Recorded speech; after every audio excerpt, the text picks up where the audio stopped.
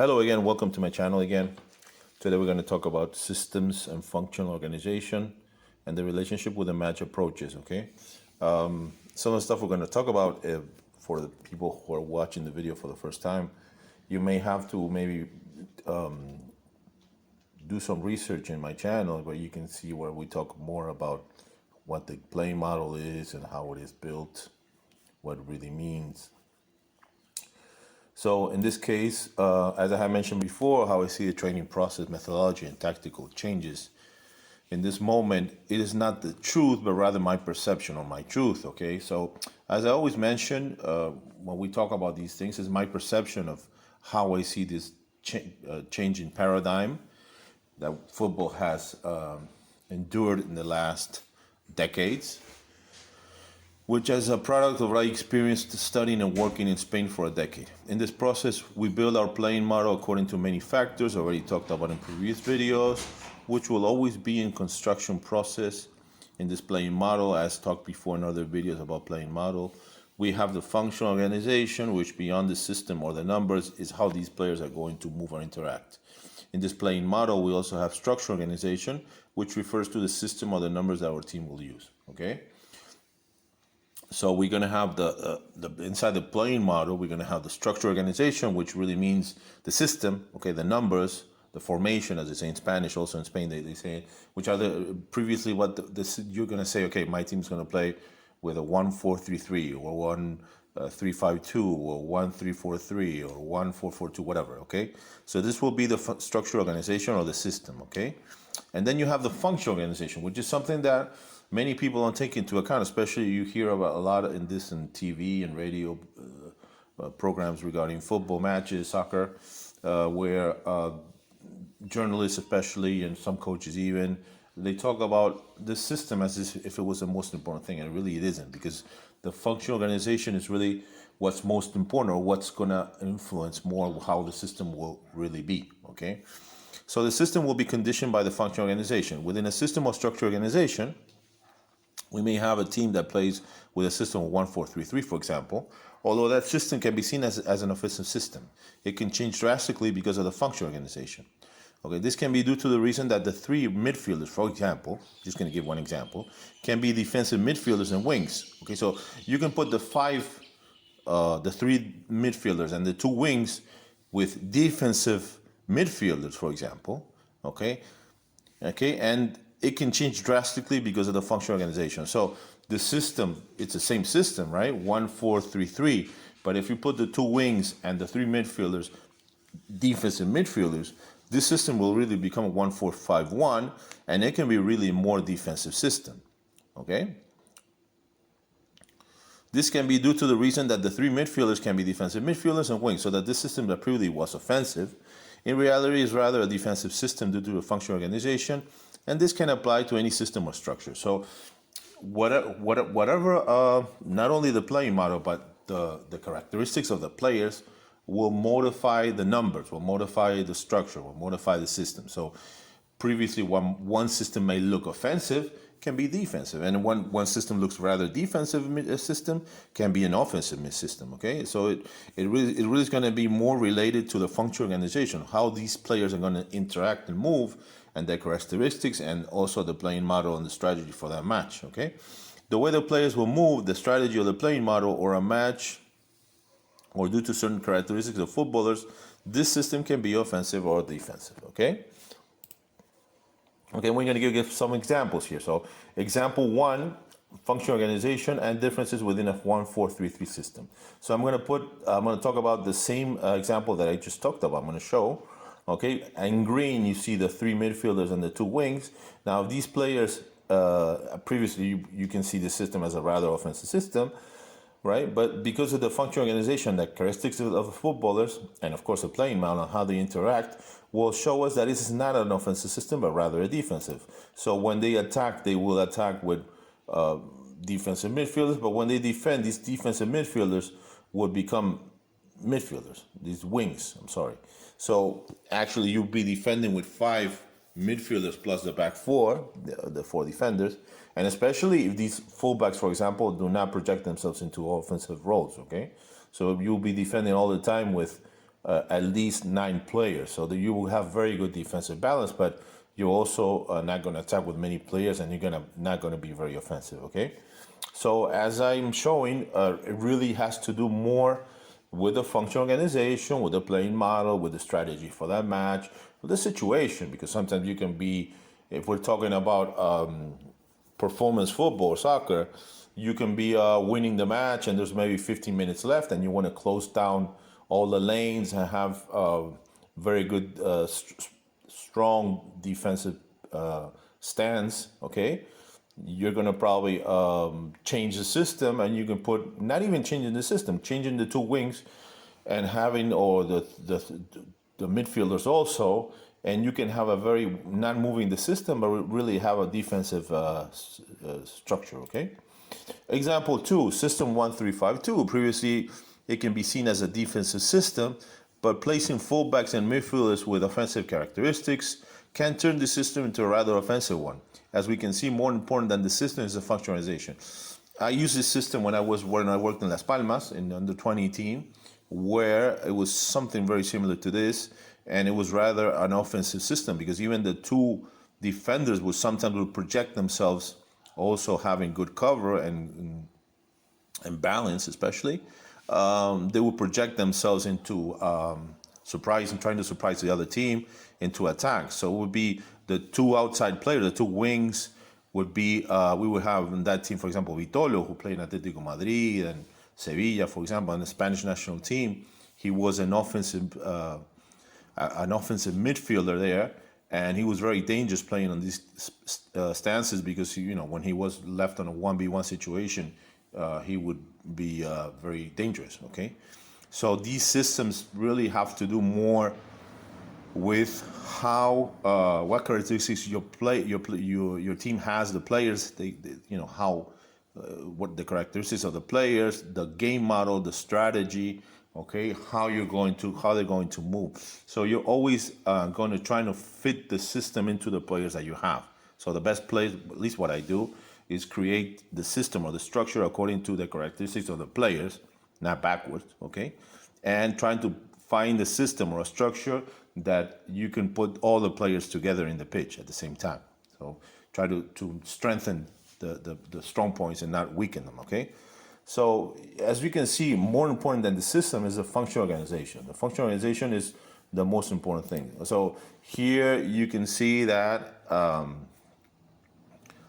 these changes change totally the system. The system will change totally according to the players that you have, okay?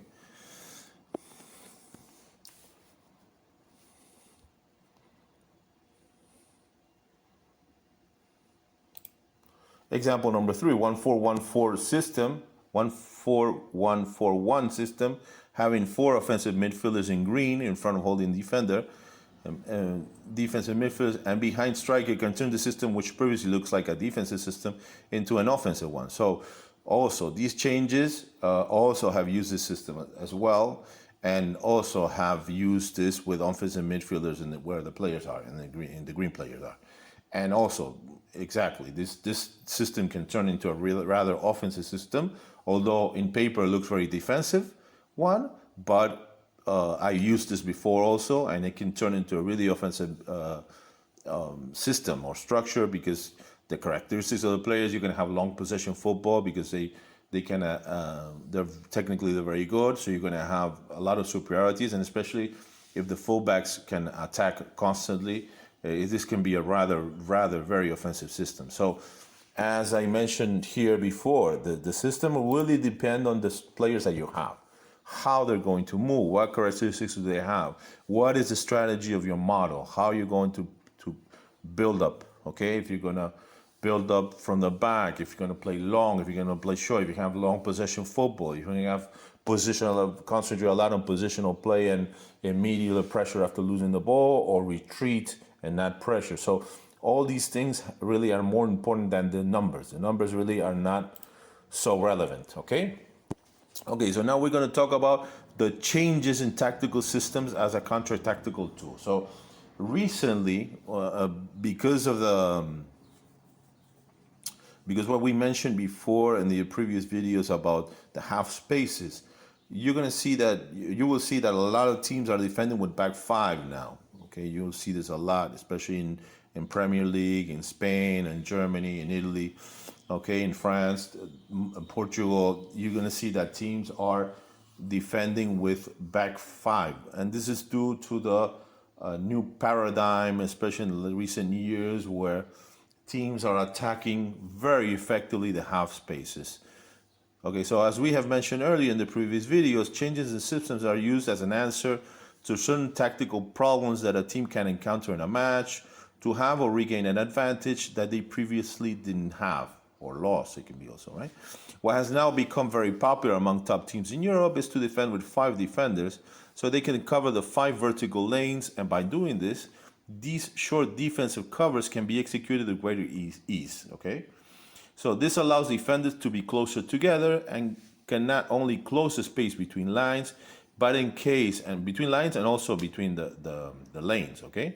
But in case these passes can get through, the players will be closer together so that the defensive covers can be executed faster, because if our team is defending close to our area or box, it is going to be very dangerous if they arrive 1 second late. So what these teams are trying to do is, by defending with 5 players or even sometimes 6, okay, they can close down the lanes, the vertical lanes, the 5 vertical lanes, and now allow passes to get through, or if they get through, to have defensive covers, what we call here in Uruguay in Spanish short covers. Okay, short covers are covers that are near your own area, your own box, that they're very fast or quick.